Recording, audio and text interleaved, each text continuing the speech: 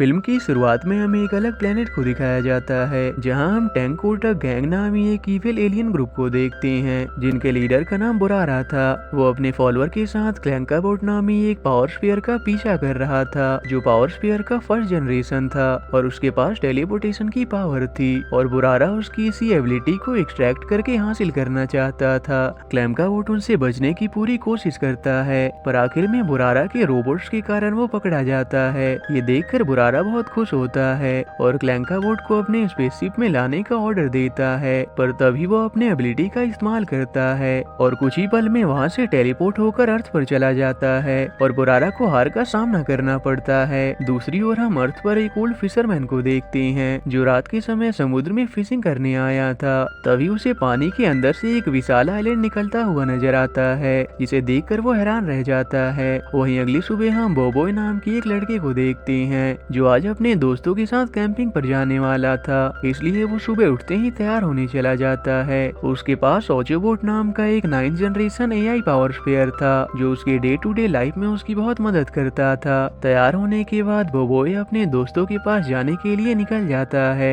पर रास्ते में उसे रॉबरी करके भाग रहे कुछ रॉबर्स नजर आते हैं जिनके पीछे पुलिस लगी होती है। ये देखकर वो ऑचोबोट को अकेला छोड़कर हमेशा की तरह पुलिस का साथ देने का तय करता है। दरअसल उसके पास 7 एलिमेंट्स को कंट्रोल करने की पावर थी जो उसे बाकी सभी से अलग बनाती थी और वो अपने इन एलिमेंटल पावर्स का यूज शहर में आए खतरों का सामना करने के लिए करता था। वहीं उसे पता चलता है कि उन रॉबर्स का साथ नोटोरियस गैंग के मेंबर अडोडू और उसका रोबोट प्रोब दे रहे थे। प्रोब के पास खुद को जाइंट में बदलने की एबिलिटी थी पर फिर भी बोबोय उनका सामना करता है और उन दोनों को ढेर कर देता है। इसके बाद वो उन रॉबर्स को भी अपनी एबिलिटी से पकड़ लेता है और पुलिस के हवाले कर देता है। दूसरी ओर हम उस ओल्ड फिशरमैन को देखते हैं जो लोगों को बता रहा होता है कि कल रात उसने लाइट हाउस के करीब मिस्टीरियस फ्लोटिंग आइलैंड को पानी के अंदर से निकलते देखा। वहाँ बोबोय के टीचर पापा जोला भी मौजूद होते हैं पर कोई भी उस फिशरमैन की इन बेतुकी बातों पर यकीन नहीं करता। उतने में बोबोय भी वहाँ पहुँच जाता है पर वहाँ उसे याद आता है कि रॉबर्ट्स को पकड़ने में उसने अपने दोस्तों से कैंपिंग का वादा तोड़ दिया है।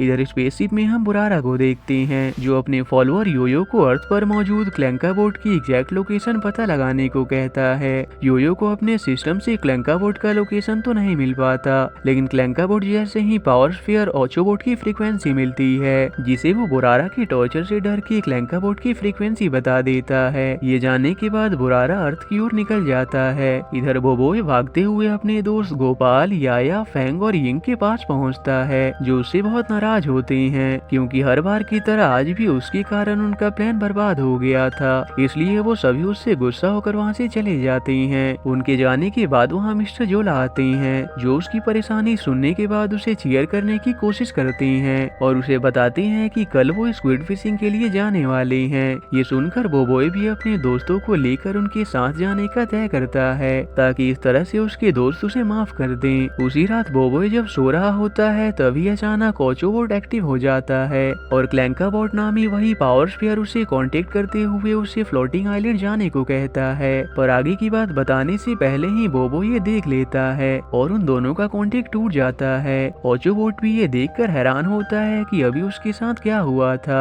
अगली सुबह बोबोय एक पार्क में अपने दोस्तों से मिलता है और उन्हें मिस्टर जोला के साथ क्विड फिशिंग के लिए जाने का अपना प्लान समझाता है पर उतने में बुरारा वहाँ अपने स्पेसशिप से आ पहुँचता है। उन्हें देखते ही सभी डर कर छुप जाते हैं पर अडोडू और प्रोब उन्हें वहाँ देखकर बहुत खुश होते हैं क्योंकि वो बुरारा जैसे पावर स्फीयर हंटर के गैंग का मेंबर बनना चाहते थे। अडोडू को जब पता चलता है कि बुरारा यहाँ एक पावर स्फीयर की तलाश में आया है तो वो उसे ऑचोबोट को ले जाने को कहता है क्योंकि ऑचोबोट भी एक पावर स्फीयर ही था और वहाँ योयो डरते हुए बुरारा को बताता है कि उसे जो सिग्नल मिले थे वो क्लैंकाबोट के नहीं बल्कि छोटे से पावर स्फीयर के थे। पर साथ ही उन्हें अपने डाटा से पता चलता है कि क्लैंकाबोट ने एक बार इस पावर स्फीयर से कांटेक्ट किया था, इसलिए वो ऑचोबोट को पकड़कर उसके जरिए क्लैंकाबोट तक पहुंचने का तय करते हैं और बुरारा जबरदस्ती उसे बोबोय से ले लेता है और वो उसे कंस्ट्रक्टर से कैद कर देते हैं। ये देखकर बोबोय को बहुत गुस्सा आता है और वो बुरारा और उसकी गैंग पर अपने एबिलिटी से अटैक करता है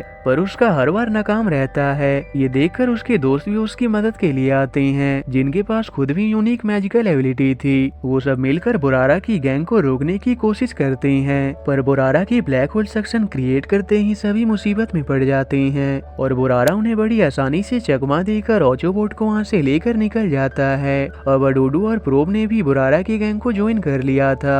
इधर बोबो और उसके दोस्त मिस्टर जोला के पास पहुँचते हैं और पूरी बात बताने के बाद उनसे मदद मांगते हैं। वहाँ बोबो को ध्यान आता है कि कल रात जब उस पावर स्पेयर ने ऑचोबोट से कांटेक्ट किया था तो उसने उसे फ्लोटिंग आइलैंड जाने को कहा था। ये सुनने के बाद मिस्टर जोला को उस फिशरमैन की फ्लोटिंग आइलैंड वाली बात याद आती है जो लाइट हाउस के करीब दिखी थी। इससे उन्हें फिशरमैन की बात पर यकीन हो जाता है और वो क्लू की तलाश में फ्लोटिंग आइलैंड की ओर निकल जाते हैं। दूसरी ओर बुरारा क्लैंका बोट को ढूंढने के लिए ऑचोबोट को भेजता है, पर उसे अडोडू और प्रोब निकम्मा लगते हैं, इसलिए वो उन्हें अपने स्पेसशिप से नीचे समुद्र में गिरा देता है। तभी फ्लोटिंग आइलैंड की तलाश में जा रहे मिस्टर जोला को अडोडू और प्रोब नजर आते हैं। उन्हें देखकर वो उनका पीछा करते हुए ऑचोबोट के बारे में पूछते हैं, पर उतने में उनके पीछे बुरारा का भेजा हुआ एक विशाल स्क्विड पड़ जाता है जो उन पर अटैक करने लगता है। पर बोबो और फैंग उसे अपनी पावर से अवॉइड करने की कोशिश करते हैं, जहाँ बोबो अपने थंडर स्पीयर और फैंग अपने शैडो स्पाइक का यूज करता है।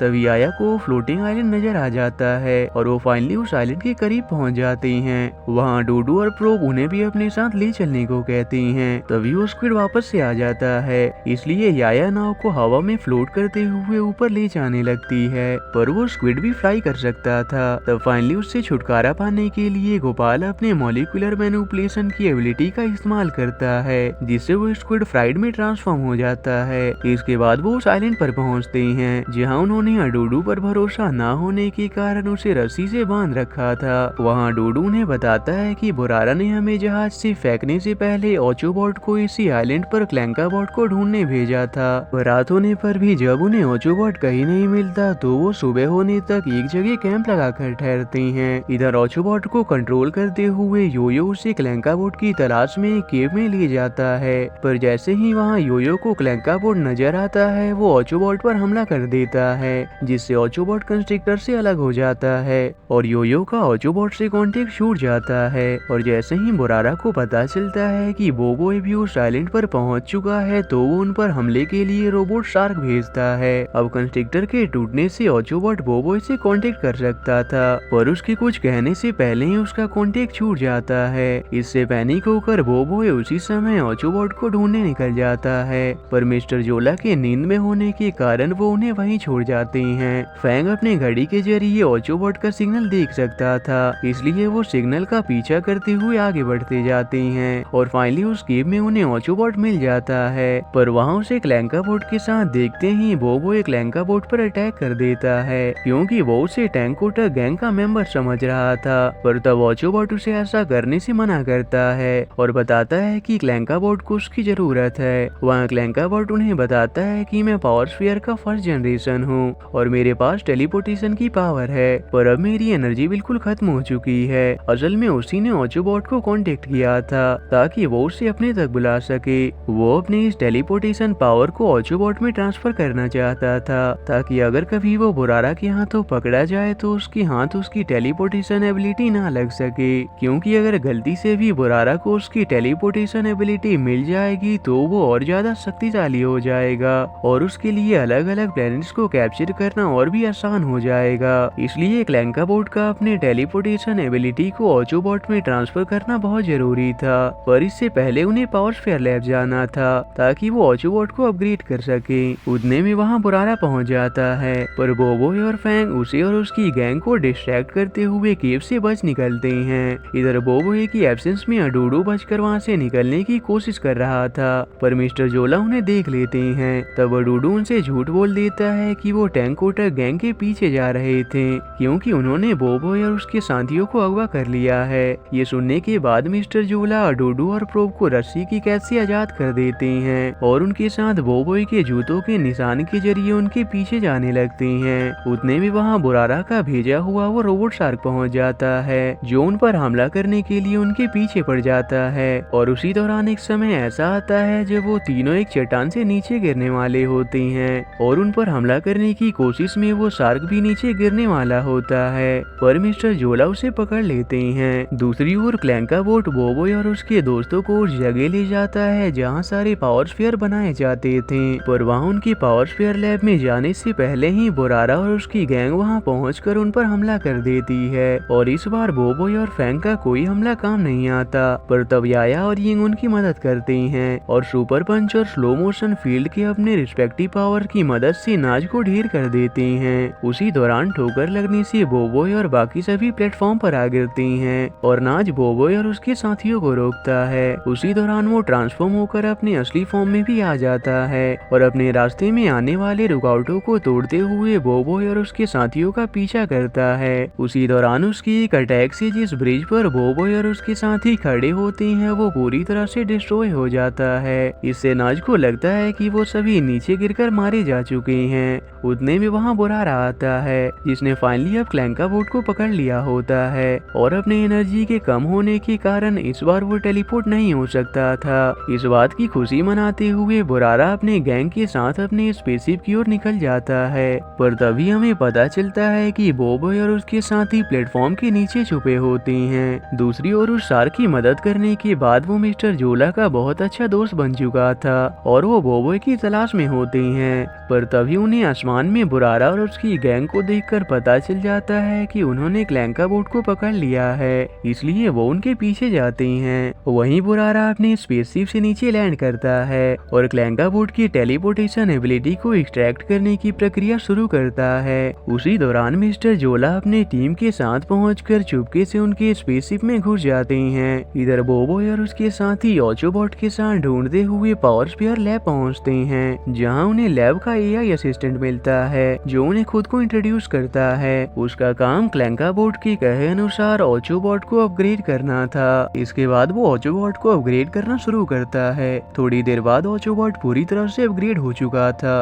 और यहाँ सभी को पता चलता है कि अब ऑचोबॉट में टेलीपोर्टेशन की एबिलिटी आ चुकी थी, क्योंकि क्लैंकाबॉट ने उसे अपनी टेलीपोर्टेशन पावर केब में ही ट्रांसफर कर दी थी। और इसी कारण से जब बोरारा क्लैंकाबॉट की टेलीपोर्टेशन पावर लेने की कोशिश करता है तो उसे कुछ नहीं मिलता, और क्योंकि ऑचोबॉट अब अपग्रेड हो चुका था इसलिए वो टेलीपोर्टेशन पावर यूज कर सकता था। लेकिन प्लान ये था कि ऑचोबॉट को अब बोबोय को हमेशा के लिए छोड़कर क्लैंकाबॉट के दिए लोकेशन पर जाना था, ताकि वो कभी भी टेंकोटा गैंग के हाथ ना लग सके और इस तरह से टेलीपोर्टेशन पावर हमेशा सुरक्षित रहती। पर बोबोय और उसके साथी ऑचोबॉट को अपने से दूर नहीं जाने देना चाहते थे। उतने में बोरारा को बोबोय और ऑचोबॉट का लोकेशन पता चल जाता है और वो उन्हें अपनी लोकेशन पर ऑचोबॉट को लाने को कहता है, नहीं तो वो मिस्टर जोला और उसकी टीम को खत्म करने की धमकी देता है जो पकड़े जा चुके थे, जिस वजह से बोबोय और उसके दोस्तों को ऑचोबॉट की टेलीपोर्टेशन के जरिए वहां आना पड़ता है। जिस वजह से बोबोय और उसके दोस्तों को ऑचोबॉट की टेलीपोर्टेशन के जरिए वहां आना पड़ता है। वहां पहुंचकर बोबोय क्लैंकाबॉट और मिस्टर जोला के बदले ऑचोबॉट को बोरारा के हवाले कर देता है, पर ऑचोबॉट के मिलने के बाद भी बोरारा क्लैंकाबॉट को रिहा करने से इनकार कर देता है। बोबोय और उसके साथियों को बोरारा के इस इरादे पर पहले से ही संदेह था, इसलिए फैंग की मदद से उन्होंने पहले इसकी प्लानिंग कर रखी थी, जहां फैंग अपने साथियों को शैडो स्पाइक से कनेक्ट करके ऑचोबॉट के टेलीपोर्टेशन एबिलिटी से वहां से टेलीपोर्ट होने वाला था।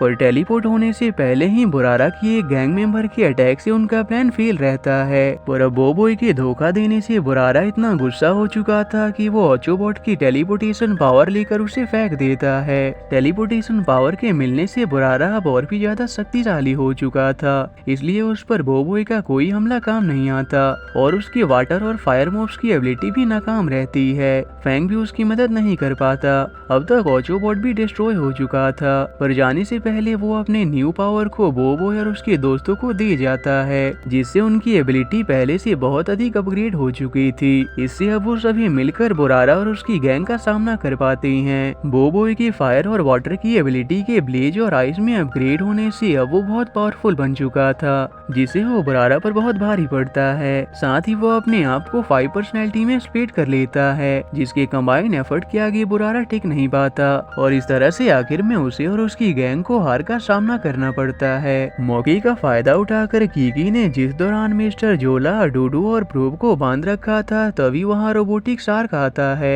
जो उन्हें वहाँ से रिहा कर लेता है। दूसरी ओर अपने आप को हारता देखकर बोरारा वहाँ एक ब्लैक होल क्रिएट कर देता है, जिससे सभी उसके अंदर जाने लगते हैं। इसके बाद बुरारा वहाँ से टेलीपोर्ट होना चाहता था, इसलिए वो योयो से टेलीपोर्टेशन का लोकेशन मांगता है, पर उसके बाद भी वो टेलीपोर्ट होकर वहीं आ जाता है, क्योंकि अब योयो और उसकी गैंग मिस्टर जोला और अडोडू के कब्जे में थे, इसलिए उन्होंने जानबूझकर बुरारा को गलत लोकेशन दिया था। इसके बाद बोबो एक बार फिर से अपने पावर्स का इस्तेमाल करता है और अपने अलग अलग पर्सनालिटी के कंबाइन एफर्ट के कारण इस बार वो फाइनली बुरारा को उसी के ब्लैक होल का शिकार बना देता है और इस तरह से उनकी जीत होती है। पर अब ओचोबॉट के जाने से बोबो बहुत ज्यादा दुखी होता है, लेकिन तभी ओचोबॉट को होश आ जाता है, क्योंकि क्लैंकाबॉट ने अपनी बाकी बची पावर्स ओचोबॉट को दे दी थी। इस तरह से अंत में सब ठीक हो जाता है। आखिर में टैंकोटा गैंग को कोकोसी नाम का एक अंडरकवर एजेंट अपने साथ ले जाता है और इसी के साथ ही ये मूवी यहीं एंड हो जाती है।